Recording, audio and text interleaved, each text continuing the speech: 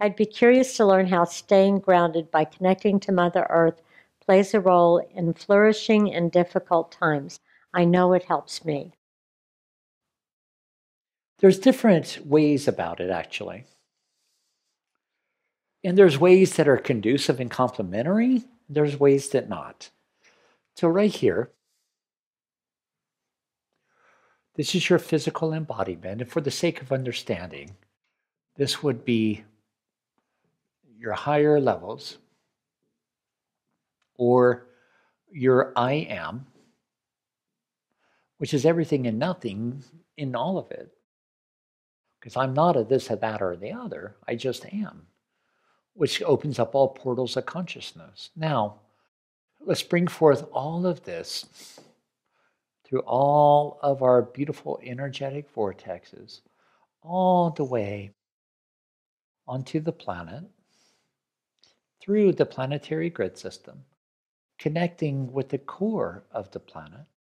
And as a one directness, bring it on. That's a great way and a great tool of connectedness, grounding, and integrating. The part that gets odd, though, is when we start bringing the earth all the way up through our waist and through our solar plexus to try to create a web of consciousness, an integrated grounded state. Well, when we start bringing, this is the part we don't necessarily want to do because everything's shifting on the planet, all the planetary changes, all the stuff that from life streams after life streams, dimensions after dimensions, incarnation after incarnation. Well, the planet is so beautifully purging all of that to where technically you're going to be walking on a whole, let's just say, new matrix, if you will, which is the whole terminology of, and the whole understanding of the new Earth. It's not a different planet. It's this planet, but all the old, breaking down from everyone that's ever traveled on every single crevasse of the planet, all those memories, and of course, entities, energy, thought forms, all the soul levels of consciousness that have still been intertwined within the grid system are being dissolved in assisted home as well. Now, we don't want to bring all that gunk up through our body because that's where it makes our body become compromised.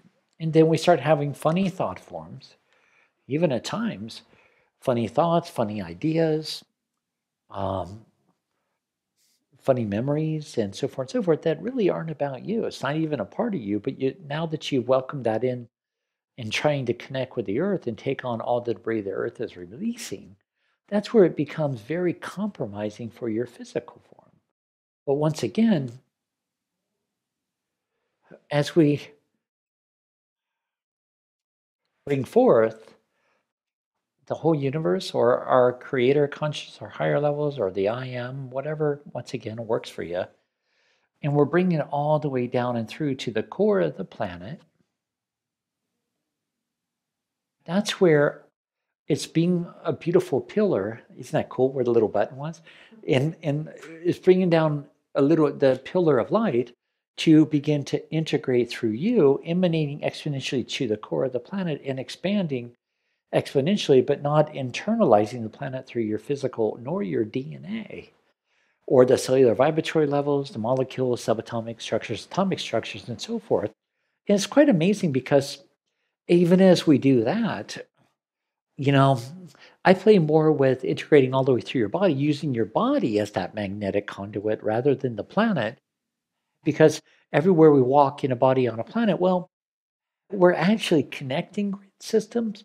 We're connecting and also, it's like leaving footprints of light, but connecting each and every grid system with a stream of light. No more different than when you hop on an aeroplane and you fly from here to the East Coast or here to Norway or Canada or the South Pacific, whatever it may be. Well, it's interesting because you're also connecting ley lines, which are technically grid systems in the planetary matrix, and you're creating a beautiful web of light that are connecting and connecting and connecting. Just like when I hop in the car and I drive to Costco or Red Rock, wherever I'm connecting grid systems, and it's almost like sewing through them to reconnect them, and just watching how even with those streams of consciousness, how it starts affecting the area, or even the vegetation for that matter, but also all the dear brothers that cross that pathway, well, they're getting, we'll call it amplified and infused with these beautiful grid systems we're connecting in. And even when we light up the aeroplane or the car vehicle, well, we're affecting all the dear ones on board and all around.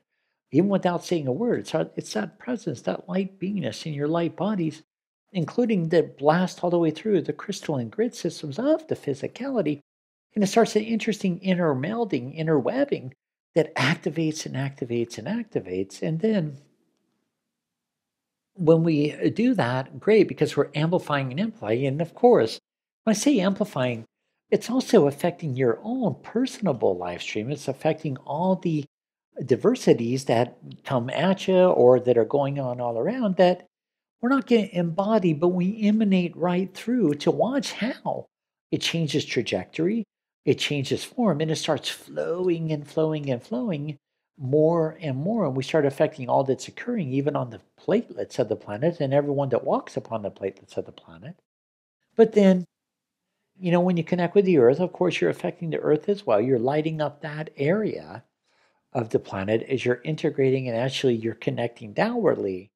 You're not bringing the planet through you. And that's where we start also bringing light beingness into the whole core of the planet. When we connect with the core of the planet like that, and it's going from the core exponentially like this. And as we're connecting to the core, well, it creates a beautiful effect. It starts ringing exponentially. And then it goes all the way from the whole planet, all the platelets on the planet, all the way through the group collective thought forms and all the way through the astral planes, going all the way into the cosmic lattice work.